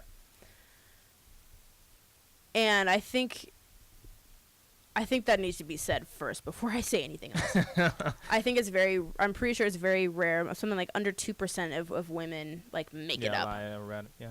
But it's also like, I don't know how to act in that kind of situation, because it's such a personal thing. Like, it almost seems like it should just be between the people and then the people that are trying to figure it out, like the police or whatever yes, have you. right. So I think but at the same time, like, if someone's a rapist, Mm-hmm. we should know. Just like we should know if someone's a serial killer, if someone is a thief, if someone is committing fraud all the time. Like, we should know who these people are because we want to avoid them, and we want to single them out and put them where they belong, which is jail, hopefully for a long time. Not always. Doesn't always happen. But at the same time, it's like, with words like racism and sexism and transphobic and homophobic being thrown around so simply and so easily, I'm starting to see sexual assault and harassment being thrown around willy-nilly. And I have a problem with it because there are people who do get sexually assaulted and are sexually harassed and do need help. And you being offended that somebody called you a whatever he called her, and then calling that and comparing that and saying that that's worthy of someone losing their job over it, I can't get behind it, because it's kind of like people who brag about being quote-unquote alcoholics all the time. Like, no, you just like to party. There are people who actually struggle with addiction, and there are people who have these problems. There are people who need help, and you're just kind of throwing it around because you think that it's justified, and it's just not. This is the problem with telling people that their feelings are always validated. Your feelings are not always validated. I'm sorry, you don't have a right to be offended by everything. You just don't. That's not a right. You don't not have a right. What I mean by that is, like, it's not like it's constitutional. No one's going to take you to court and make you not be offended. That's not going to happen. You are going to get offended by things, and you are going to get your feelings hurt. But it doesn't mean everybody's going to be like, oh, okay, poor you. And I'm not applying that to sexual assault and harassment. I'm not even necessarily applying that to the situation that I just read about. I'm just applying it in general to the liberal community when they blanket statement, paint everything with a broad brush. If it's not specifically not racist, it is definitely racist. Like that kind of thing. I feel like that's what's going on. And I think it needs to change. I think we need to own up to that and be like, you know what? Maybe we need to, think through things before we say them first. And I think that's a problem everybody shares. Definitely. I think, honestly, in my opinion, I feel like a lot of it comes down to we don't have words for these certain things. Because, it's not racism, but, it's like we don't have a word for, it's definitely not as extreme as racism, and it might even be a problem, but it's not like that. What do we call it? So we're like, we'll just call it racism. We just won't say it as loud, and we won't look as angry when we say it, and hopefully that'll get the point across, sort of thing. And I think that, I think it's like if we had words for these certain situations, then it would be a lot easier. And I don't think it may not even be as bad. Who knows? But I do definitely think a lot of it has to do with the words that we have and don't have. As far as Old Boy losing his job, honestly, I think that's part of it. I think that is part of it, is that we don't know what to call it if we're not going to call it racist or sexist. Because if we had a word for mildly racist, like an actual word, then I think it depends on what's being said, though. Like, because sometimes it's like it's not racist. It's really not. It's just the whole "ay caramba" thing. Like, that's not racist. That's just something someone got nervous about because they were wondering if anybody was listening. Well, things are always going to be mislabeled, if you will. Just they're always going to be misunderstandings. I don't think there's any real way to get around that. I do definitely think people probably should, as you said, think a little bit more before they immediately jump to something. Here's a word for it: politically correct. Ooh, a PC. Yeah. So conservatives hate that. They use that as a weapon to call things PC. And it's like, I think sometimes they have a point. Sometimes it's like being politically correct is not important right now. It's just not. There's a difference between being politically correct and just straight up disrespectful. There's a line for sure, but when somebody do you remember when our friend read a tweet by somebody who was like, I'm homophobic and I'm proud, and it's like, okay, who cares? Like, if you're really looking out, watching for people who are going to be homophobic, you are the one Yeah. who needs to find something to do. I with mean, yourself. if it's your job, then go for it. Yeah, But if you're a scouring professional Twitter troll, and sure. you're just strolling or like scrolling through, to be like, I'm gonna find someone today, and we're gonna tell them. I think that definitely can be a problem, and Yeah. it is like the bad thing about social media, just because it's like we all. I know I was doing a paper about just like social media in general, and it was like about how this is like the first time in history we have so much free time to do basically Yeah. like, literally like any That's a like good that's why a lot of point. people like watch TV, watch movies, stuff like that. We have so much free time, and the fact that it's like I'm feeling a little hateful today. I got Feeling a little about hateful today. like 5 hours of think stuff. I it's- don't have stuff to do. Let's do it. Honestly, sort of I think it might be like an issue with like depression and loneliness. Yeah. Honestly, because people who are, whether you're liberal or conservative or anything in between or past that, I think it's really just if you have that much time to fight with people all day, I think you're just lonely, and I think you need some genuine human interaction if Mhm. that's really something you feel like you need to do. yeah. Because you're not doing Yeah, like, anything. why I do know you these feel people you need to don't do it, sort don't of thing. honestly think they're changing anything. They're Mhm. not. They're doing it for the likes. They're doing it for the attention. So like, just stop. And I know they won't. But then they have nothing, Carl. And then they have nothing, or they could just open their eyes and look at everybody who's standing around them, being like, "What are you doing? Like, how? Just join the rest of There's us." other people in this room. You're right, exactly. Huh? But yeah, so I think that about sums up my social justice warrior rant for the night. Do you have anything to add before we go? What are your thoughts? And I know you sent me the video Okay. about Trump and the whole gun thing. I mean, it kind of doesn't really have anything to do with it, but I really want the Oh people my to know gosh. how you feel about it. I think it's hilarious. I think that Trump is the most entertaining president Mhm. we've ever had. I don't think he means. Here's what I think. When he says these things, I don't think he's thought through them.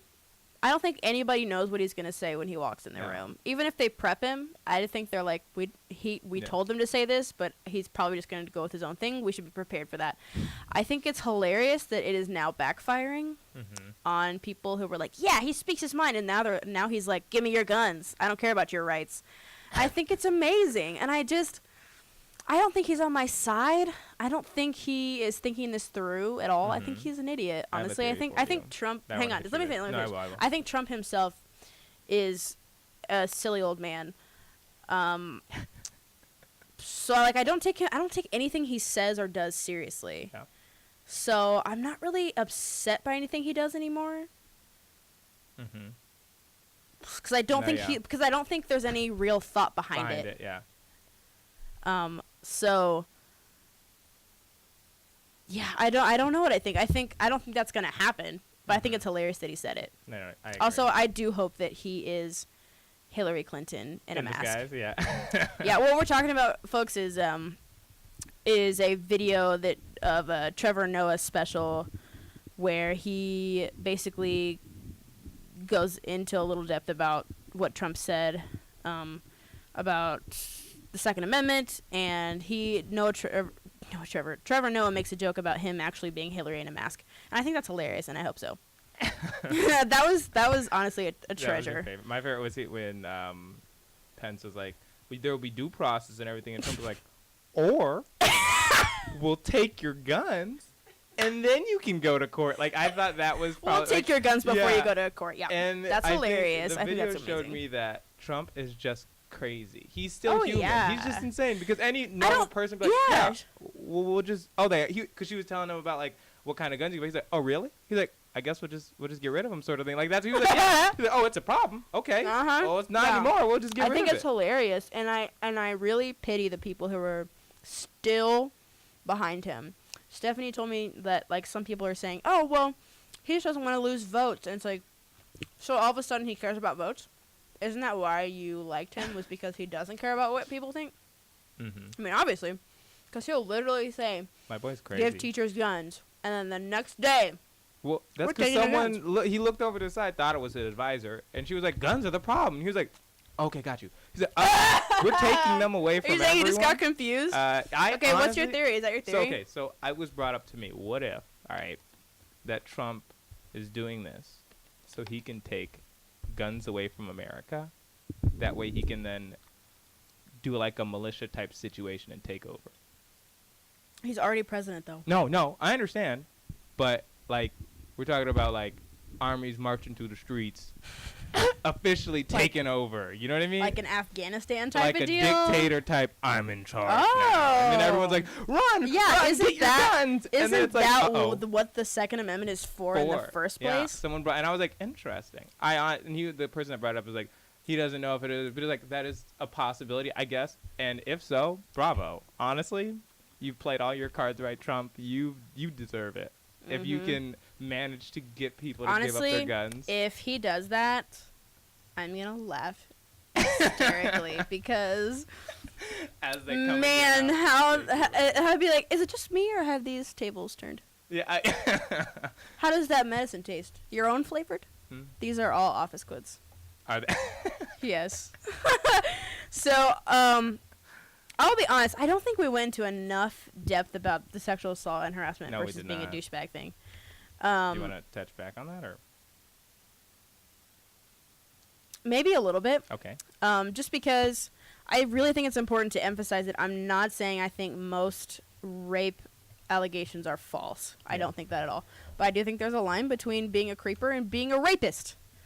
Absolutely. And Well, actually, I I think- think go ahead. just to clarify, because I think there's a big difference between being a creep and being a rapist. I Yeah. think there's a thin line between being a creep and then sexual harassment, not assault. Because I feel like there's definitely like with the whole like penetration type ordeal where like Yeah. I think it's like, well, you probably weren't being a creep. That was probably what you thought it would. You know what I mean? Yeah. So I just to clarify your words, Yeah, if that makes sense. Sorry.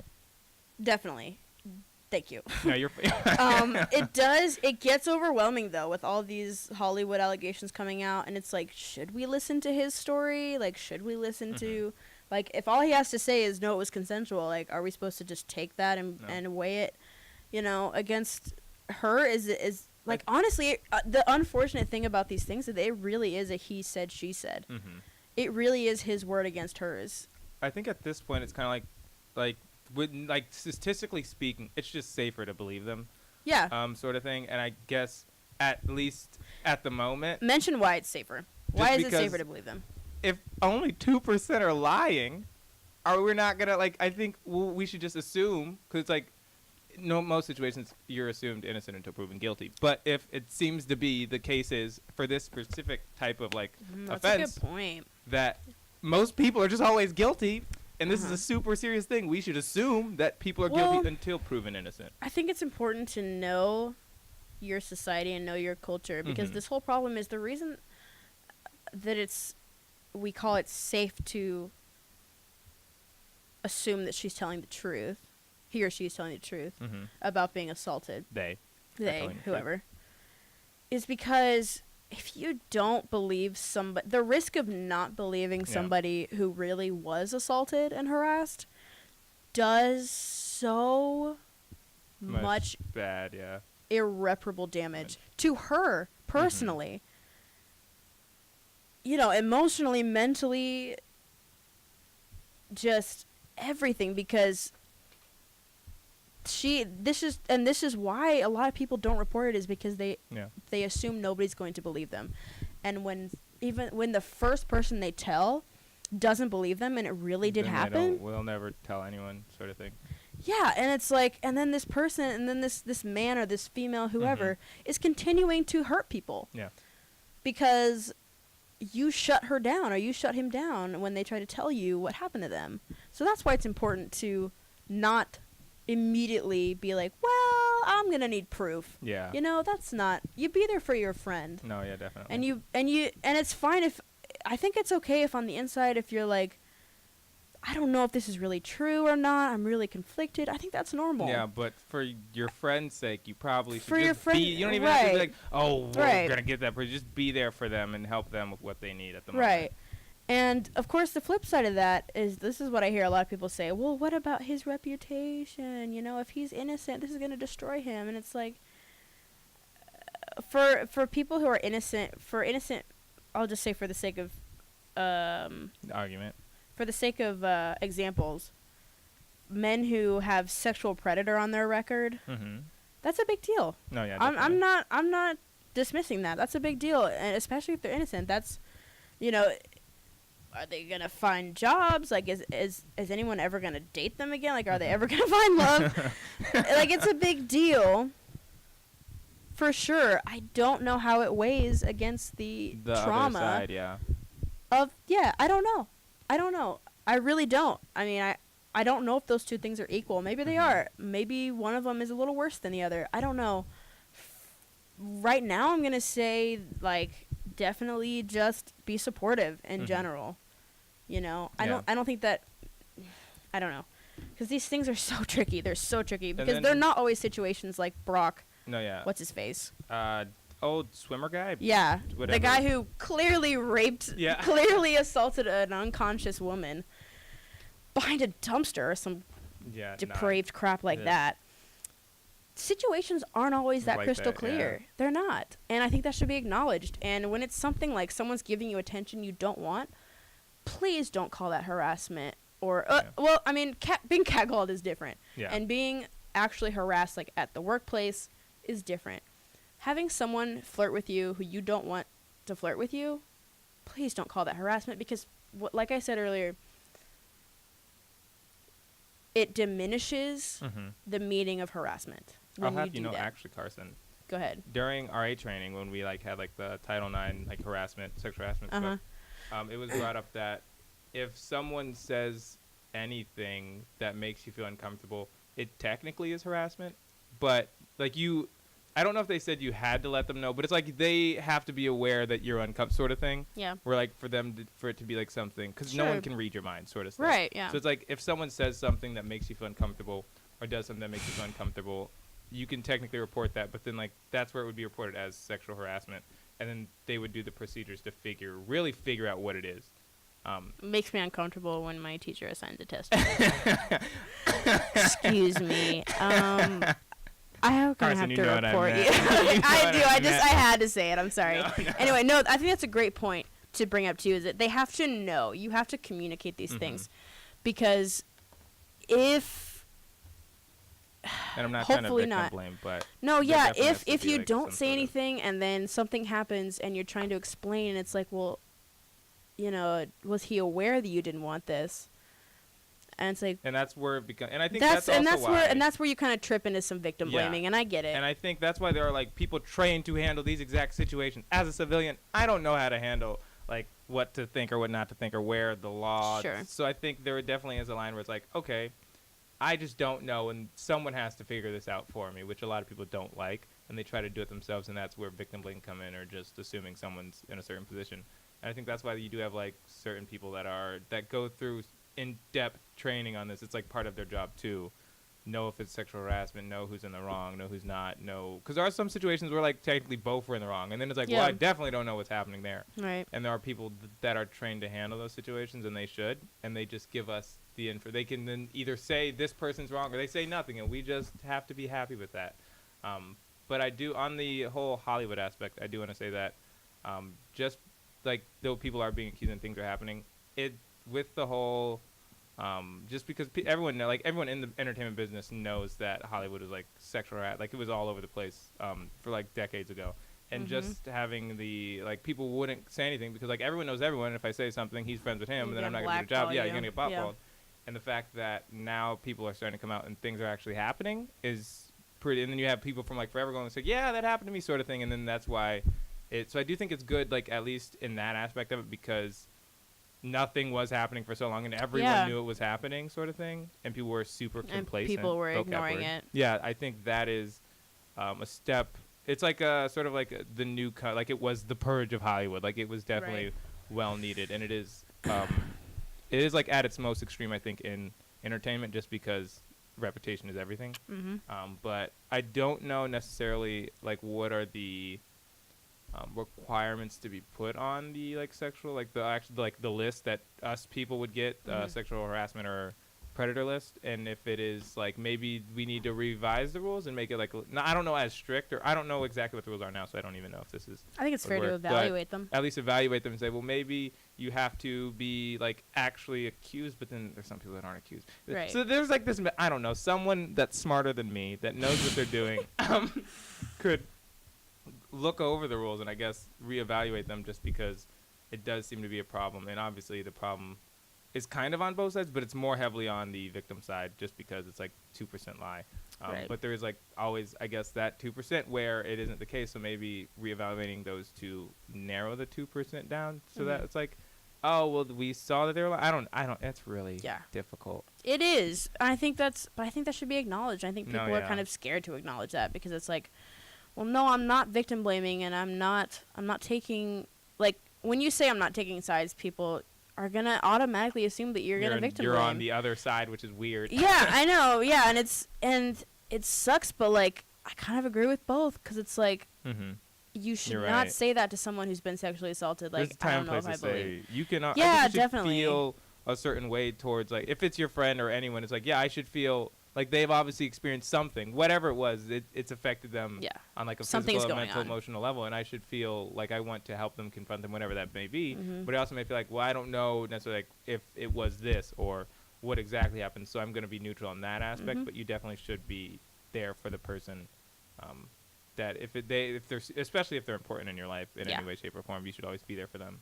But I guess separating that that comfort to them from, I guess, who is guilty, who's not guilty, sort of thing, might be something to look at. But I think so too. I mean, I'm gonna get real with the listeners right now, and this is a Carson exclusive. This is very Carson sensitive.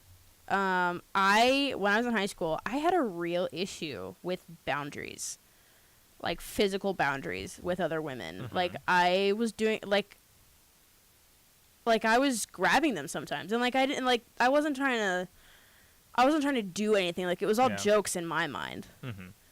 But, you know, nobody really brought anything up to me until one day I was brought into the principal's office for it. Yeah. Because I had grabbed somebody and their friend was like, that's not okay. And they went to the principal about it. And I was told, you know, like, you can't do that. And I'm like, oh my God. Like, I'm a monster. I was like, I did not. I was like, I did not even realize that I was doing that, because in my mind, it was a joke, and like they were okay with it, and it made me question, like, up until that one girl, how many girls were afraid to tell me stop doing that? Yeah. And I'm telling people that because I'm saying right now, sometimes it really is just a matter of telling someone you don't want them, you want them to stop, and letting them know that you're serious about it and that it really makes you uncomfortable can make a difference to people who genuinely are not trying to dominate you, or not trying to push you around, or not trying to assault you. You know, and because it makes a huge difference. I'm super conscientious now about where people's boundaries are, and I still make mistakes, and I feel awful about it. But that's the point. That's the point, is paying attention and looking for the nuance. Like, what is this person okay with that this person's not? Like, I have to respect boundaries, and they have to respect mine. Yeah. So it's, you know, it really is. It's not always just villain versus the victim. You know, it's not the person. I hate saying that, because like someone's gonna be like, are you saying that rapists are good people? And it's like, no, I'm not saying that. No, I'm not saying that. I'm saying that when it's not always like that. It's not always that someone who sometimes it really is just someone who doesn't understand. It's social boundaries. What is it? Social obliviousness. They're just very oblivious. They're just Obviously, there are some things, and when I say this, there are definitely some things where it's like, you know what you're doing. You know what you're like, doing. Yeah. These are like for the small or like minute things. It's like they just maybe have said something to you, and they were just super oblivious. Because I know I definitely have had. That happens all the time too. Yeah. It's not. You know, it doesn't always have to be something like sexually charged. You know, sometimes it really like you hurt people's feelings and you don't mean to. Actually, I'm gonna bring up a time. Go ahead. Apparently, so this was my last year when I was in RA. I had a roommate. Okay. And in one of my one-on-ones, RJ said, that's my supervisor, just so you guys know, he brought up that my roommate thought I hated him. And I was like, why does he think that? Oh, no. And he said, because when I'm in my room, I don't talk to anyone. I just put my headphones on and I do what I have to do. It's like my rest time. And he thought because I didn't talk to him, I hated him. And I was like, oh, no. Yeah. Oh, no, I don't hate him. I'm doing my own thing. That's just your downtime. Yeah, I'm not really looking to talk to anyone. I can talk to you outside of my room, but when I'm in my room, I was like on my phone or something. Yeah. All the time. So he thought I hated him. And that's like, well, no, I didn't hate you. I didn't know you thought I hated you until someone said something. But there's like that. I was just unaware he felt Yeah. that way. So Yeah. And so, yeah, I just wanted to kind of talk about the nuance with things like that, and that things like that doesn't disqualify other situations from holding real weight. Yes. And from being serious situations that definitely need to be dealt with. It's just, even though sometimes I don't think it's appropriate for the public to deal with it, to take I it think into that's their the own problem, hands. is, like, Maybe people that's the assume problem, is that people they- kind of want to make it their Yeah. business. And it's like, I like, the victim definitely needs support. I don't know if there needs to be a hate group on Facebook for either one of them. And then it's also bad because Even if you they are have- guilty, even if the rapist or the Yeah. assault or harasser is guilty of it, I Mhm. don't think there needs to be a hate group. Just be aware that Of there are what's people like that, happening, and follow the they story. need- Figure out what yeah. actually happens. right, yeah, and I think exactly, and that's my whole point. Just Read up. don't Do jump to research, conclusions yeah. so fast, because I don't think You're not people are trained. understanding. You're not trained for it. You're not trained for it. You did not go through training. You don't You know. are not a mandated reporter. And You these know are nothing. real lives hanging Yeah. in the balance, okay? And that's that's always going to be true. Mhm. So just take a deep breath. I understand that's hard to do. I have a hard time doing it. I jump on the bandwagon a lot too. It's easy to get swept up in Facebook attention. I understand. But my only point is, liberals need to calm the hell down. Everyone needs to calm. Everybody Americans, does, but liberals Earthlings, especially sometimes. humans need to calm down. For sure. Don't see animals getting into arguments over Facebook or Twitter. No, because they're You busy just- trying to survive. They're just killing each other. for food, not for Food. fun. Not for fun. That's true. Okay. Any last comment? I like that. By the way, I was like, I like that I don't even really do an introduction. Like I don't really ease people into the conversation. I just immediately start off with Like- sexual assault. Yeah, it's like, so we'll be talking about sexual assault today. Good or bad thoughts? Yeah. And it's not what you yeah, think it is. I like that. I like this new kind of special thing that I'm doing, where I don't really ease you into the conversation. I just We go. just go in. Any last things before we leave? No, I enjoyed myself. This was fun.